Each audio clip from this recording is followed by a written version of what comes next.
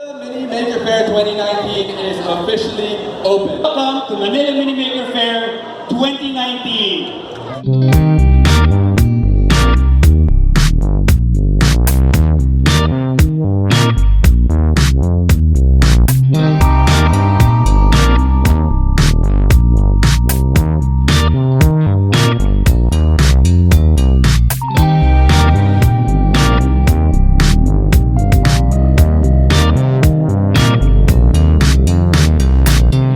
Hi everyone, it's Ferdinand Dandy here and welcome to the Manila Mini Maker Faire.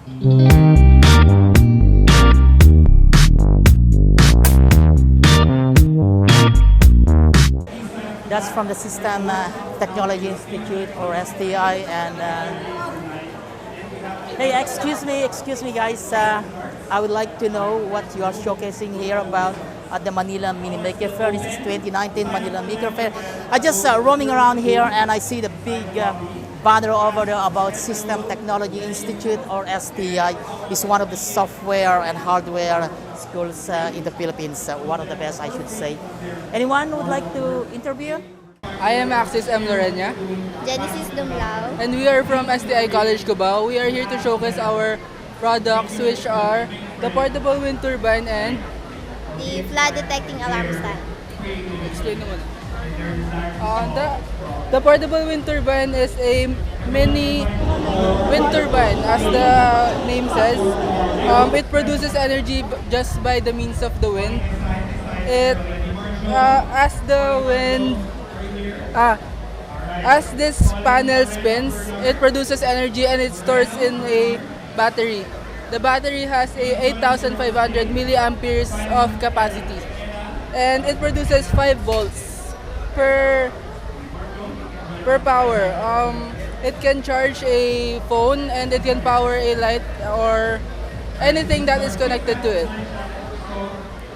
So our product is a flood detecting alarm stand. So it is used for the barangays that when the flood reaches the sensor, it will alarm and make the people be alerted. And that's all. Thank you. By the way, I'm Aris. I'm Delbert. So today we're gonna talk about Philippines' journey to space. Woo!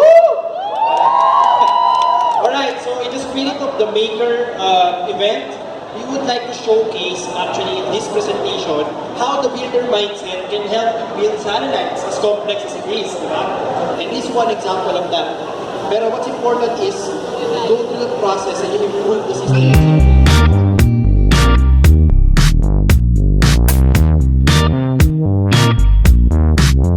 So I'm Con Pamignano. I work for Nipa Brew. We are a craft beer company. So what we do is we go back to the traditional roots of brewing beer.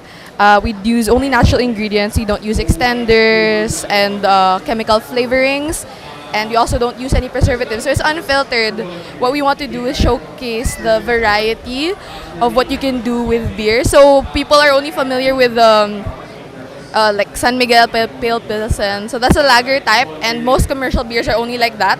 However, here, if you see, this is actually not all that we have, just for what we have here. We have about 6 different types of beers. So if you notice in front, you also have a few ingredients. These are what we use to make the beer. So the one in front are the malts. That's what provides the sugar, and because of the sugar, which is consumed by the yeast, that's what produces the alcohol. In the back, we actually have our hops. Our hops is the bittering agent. So a lot of people have the misconception that beer is bitter the more alcoholic it is. It's actually not the case. The alcohol in beer is very negligible. It's so small now you can't actually taste it. What you taste is the hops. So there you go. We have a couple of different types here. So for the beer that we have here right now, we have a blonde ale. So the one that we have is very malty, a little bit fuller bodied than most blonde ales, but it's also very crisp, very refreshing. It's our lightest. It's 4.5 alcohol by volume lang and 15 IBU. IBU means International Bitterness Units. It literally measures the bitterness of the beer. Next, we have our wheat ale. So this is actually our flagship beer. It was, how do you say this? It was crowdfunded with Spark Projects. It's a community effort to build our company or to further our project. It's 5.5% alcohol by volume and about 20 IBU. So expect, if this is fruity, it's more citrusy. This one is more on the tropical fruit side. So by virtue of its beer style, which is wheat ale, it has a lot of banana flavor, which is an ester derived from the yeast. Next is hazelnut brown ale. It is, how do you say this? It's very caramelly. It's the sweetest of the ones that we have. It uses the darker malts, specialty malts that are roasted and caramelized to get that really sugary, soft caramel notes. It kind of tastes like Nutella. It's very nutty because of the hazelnut added to the brew. And it is about 15 IBU as well, if I'm not mistaken, and 5% alcohol by volume. Next, we have a light porter. It is more on the coffee end of things. So the ingredient used for it, so if I pour one for you, it will come out very dark. It's because we used this roasted barley. Roasted barley as a specialty malt gives you that very distinct coffee flavor and the color that it has. Next is our India Brown Ale. Our India Brown Ale, unlike the light porter, is more on the chocolate end of things. So they're both dark, but this is more coffee and this one is more dark chocolate. Again, we don't use any extra flavoring, so we don't use coffee or chocolate to flavor it. Instead, for the India Brown Ale, we use this. It's chocolate malt and it tastes exactly like it sounds because of the process that we use to treat it. This one is our last one. So it's Professor's Brew, which is also on Nipa Brew.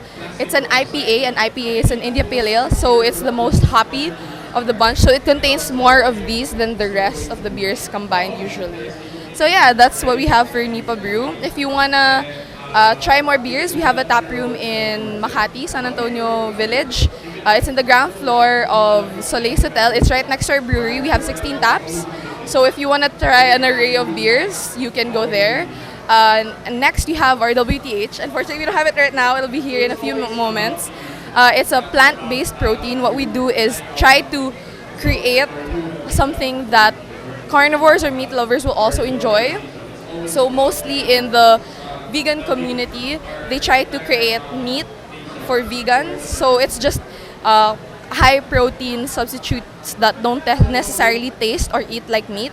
We want to do the opposite, so to encourage non-vegetable eaters or heavy meat eaters to eat vegetables or to reduce their meat intake, we designed this. So it's our plants for carnivores. So I can give you a taste later. So yeah, thank you. And I'm still walking around the Maker Fairs, and something that got my spot, something dangerous but looks interesting.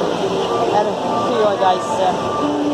My first time in the Maker Faire to see this. I'd seen him yesterday presenting at the main stage over there. I just covered a lot, so I came back to him to get more information about it. So Sean? Hi, good morning. Ako po si Sean Alonzo. I am a full-time knife maker, and this is basically what I do.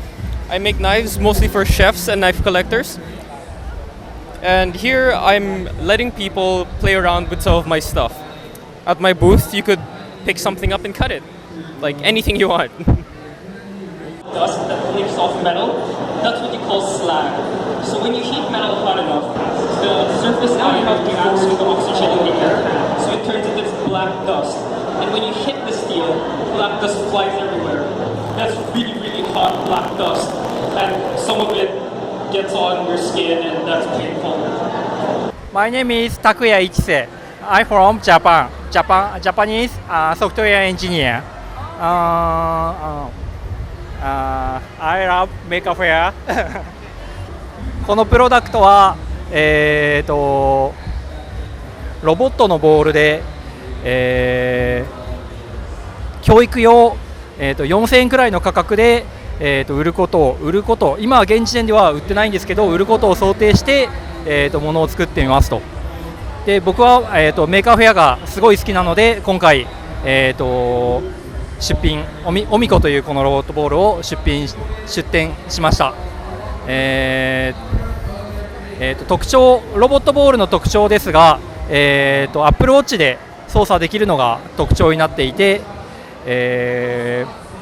あとはそうですね、低価格なところが、お勧めできるポイントです。はい。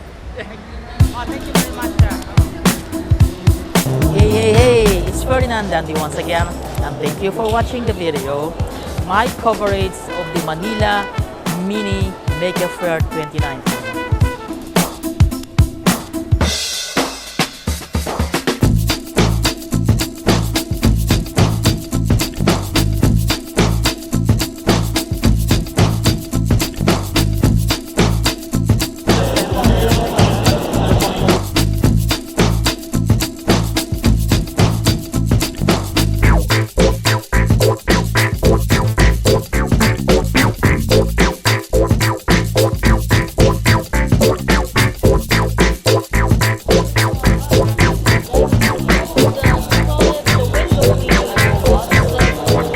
If you like my video and other Maker Faire videos, click this button and it will take you to other Maker Faire that I covered in the past, like the Shenzhen Maker Faire.